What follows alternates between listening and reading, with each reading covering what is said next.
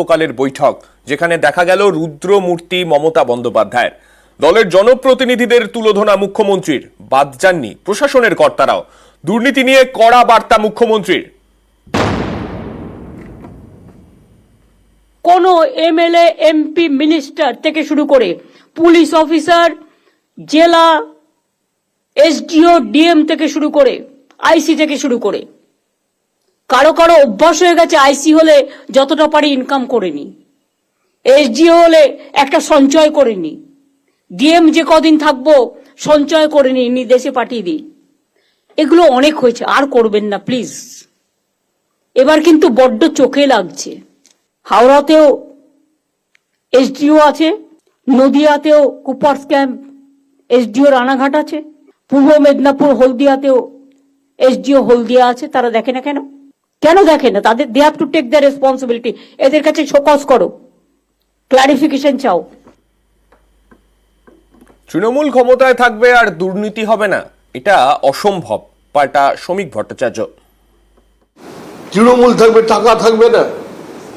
তৃণমূল থাকবে আর কোনো কাউন্সিলররা এলাকার জমির উপরে দখল নেবে না, স্কোয়ার ফিট হিসেবে টাকা তুলবে না, প্রত্যেক কনস্ট্রাকশনের মধ্যে একটা ফ্ল্যাট, একটা গ্যারেজ নিজের নামে লিখে দেবে না। এই কখনো হয় নাকি? বাস্তবে এগুলো সম্ভব কোনো সময়? তিনি কার উদ্দেশ্যে বলছেন? পুরসভা তো তার, যে পুরসভাগুলো বিরোধীদের দখলে আছে তারা তো বিমাতৃসুলভ আচরণের শিকার। প্রশাসনিক বৈঠকে তো তাদের ডাকা হয় না। পুরসভা কি করছে? পুরসভার কাজই হচ্ছে তো এখন সম্পূর্ণ দখলদারিকে প্রতিষ্ঠা করা। জবরদখলের সঙ্গে সঙ্গে অ্যাকশন নয় কেন, তা নিয়ে প্রশ্ন মমতার। একটি গ্রুপ তৈরি হয়েছে যারা টাকার বিনিময়ে এগুলো করছে বলে তীব্র ভৎসনা মুখ্যমন্ত্রীর। পরিষেবা না দিতে পারলে পুরসভা এবং পঞ্চায়েতের অস্তিত্ব নিয়ে সওয়াল মুখ্যমন্ত্রীর। বেশ কিছুদিন ধরে লক্ষ্য করছি, আমি রাস্তা দিয়ে গেলে যদি আমি দেখি কোথাও এনক্রোচমেন্ট হচ্ছে, যখন হচ্ছে সঙ্গে সঙ্গে কেন আমরা অ্যাকশন নিচ্ছি না? কেউ টাকা খেয়ে, কেউ টাকা খাইয়ে, এবং একটা মাল্টিপল ইন্টারেস্টেড গ্রুপ, তারা এগুলো করছে টাকার বিনিময়ে। কিন্তু তারা ভুলে গেছে রাজ্যের আইডেন্টিটিটা এটাতে নষ্ট হচ্ছে। মানুষ যদি উন্নয়নে কাজ না পায় তাহলে সেই মিউনিসিপ্যালিটি রাখার দরকার কি? সেই পঞ্চায়েত রাখার দরকার কি? বাইরের লোকেরা এসে এখানে সব জমি জায়গা দখল করে নিচ্ছে, কারণ টাকার বিনিময়। বড় বড় মাল্টি স্টোর কমপ্লেক্স হয়ে যাচ্ছে, সরকার থেকে পারমিশন নেওয়ার প্রয়োজন মনে করছে না। কেন আমরা ট্রান্সপারেন্সি মেনটেন করবো না? অনলাইনে করে দেওয়া সত্ত্বেও হচ্ছে না। এই প্রসঙ্গে পাল্টা কটাক্ষ করতে ছাড়েননি বিজেপি নেতা শ্রমিক ভট্টাচার্য। আসলে এগুলো কিছুই নয়, এগুলো জমি চিহ্নিত করা। প্রশাসনকে কাজে লাগিয়ে যে সমস্ত সরকারি ভবন ব্যবহৃত হচ্ছে না, যে জমি এখনো পড়ে আছে, এগুলো চিহ্নিত করা, তারপরে এগুলো নিলাম হবে, সরকারের কোষাগারে টাকা আসবে। ভাঁড়ের মা ভবানী, আসল গল্প এখানে। মুখ্যমন্ত্রীর ক্ষোভের মুখে সুজিত বসু। সল্টলেক রাজারহাটে জবরদখলে ক্ষুব্ধ মুখ্যমন্ত্রী।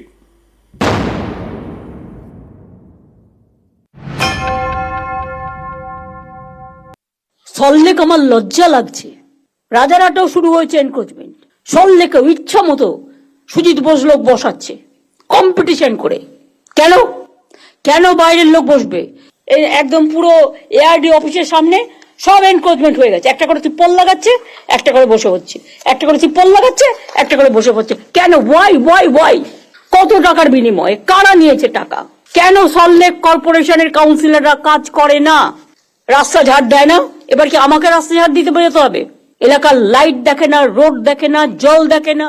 কলকাতা শহরে ভিডিও করা ছিল কোন রাস্তা কত পর্যন্ত এনক্রোচমেন্ট আছে। তার সত্ত্বেও একটা করে নতুন ওসি আসে আর বসিয়ে দেয়।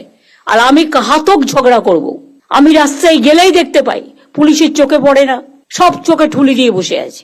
আমি পরশুদিন আসছিলাম ওয়েবেলের কাজ দিয়ে, দেখলাম কত দোকান বসে গেছে, সব আউটসাইডার কিনে খাচ্ছে, বাড়ির সামনে পাচ্ছে, এটা ভালো, কিন্তু দেখতে কি ভালো লাগছে?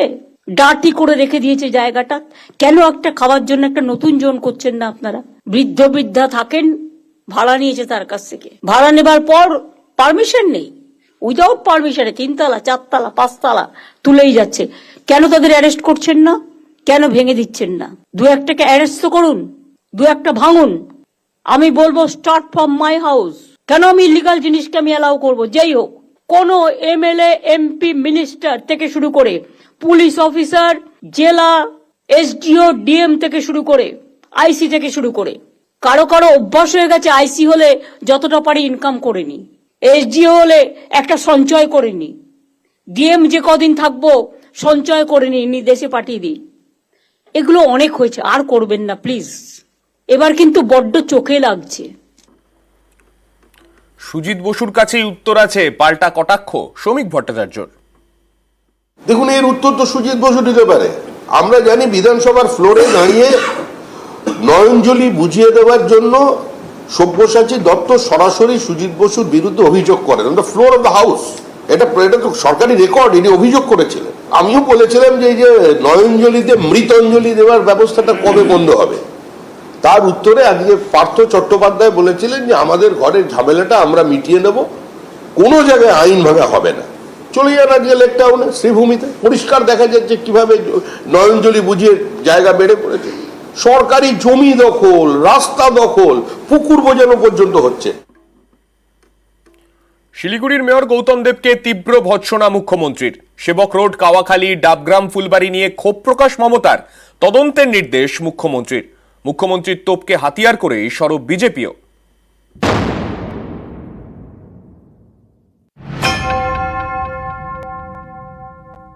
ডাবগ্রাম, ফুলবাড়ি, ওখানে একটা ল্যান্ড মাফিয়া গ্রুপ তৈরি হয়েছে।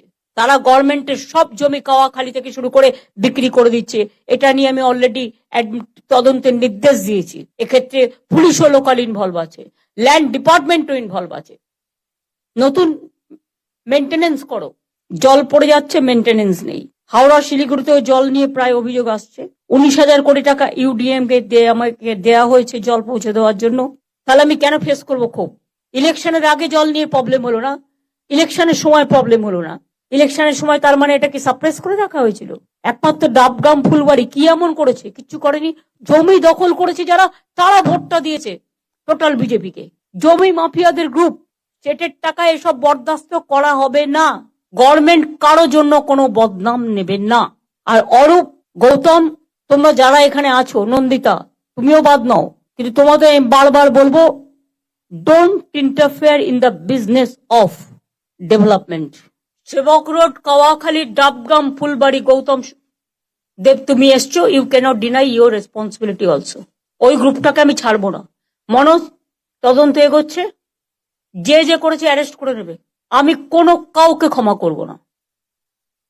শিলিগুড়ি জলপাইগুড়ি ডেভেলপমেন্ট অথরিটি, মাননীয় মুখ্যমন্ত্রী, তাকেও আমি চিঠি দেব যে উন্নয়ন পর্ষদগুলি কিভাবে দুর্নীতির আখড়া হয়ে উঠেছে। শিলিগুড়িতে অবৈধ বিল্ডিং যারা করছেন তারা এখানকার বড় বড় গ্রুপ, তারা কর্পোরেশনের সাথে, মহকুমা পরিষদের সাথে লিয়াজও রেখে বড় বড় রিয়েল এস্টেট তৈরি করছে। এখানকার যারা ল্যান্ড মাফিয়া তারাই তৃণমূল কংগ্রেসের নেতা। এই ডাবগ্রাম, ফুলবাড়ি অঞ্চলের ল্যান্ড মাফিয়া, ওখানেই মন্ত্রী ছিলেন, ওখান থেকে বিধায়ক হয়ে দুবার মন্ত্রী ছিলেন মাননীয় গৌতম দেব মহাশয়। উনি, ওনার থেকে বেশি কে জানে। শিলিগুড়িতে যা হচ্ছে বা আমাদের এই অঞ্চলে ডাবগ্রাম, ফুলবাড়িতে যা হচ্ছে চোখে দেখা যায় না। ডেভেলপমেন্ট অথরিটির কাজেও রুষ্ট মুখ্যমন্ত্রী। ডেভেলপমেন্ট অথরিটি ভেঙে দেওয়ার হুঁশিয়ারি। দীঘা ডেভেলপমেন্ট অথরিটির প্রয়োজন আছে কি এখন আর? ওখানে তো মিউনিসিপ্যালিটি আছে, পঞ্চায়েতও আছে, ডিএমও আছে।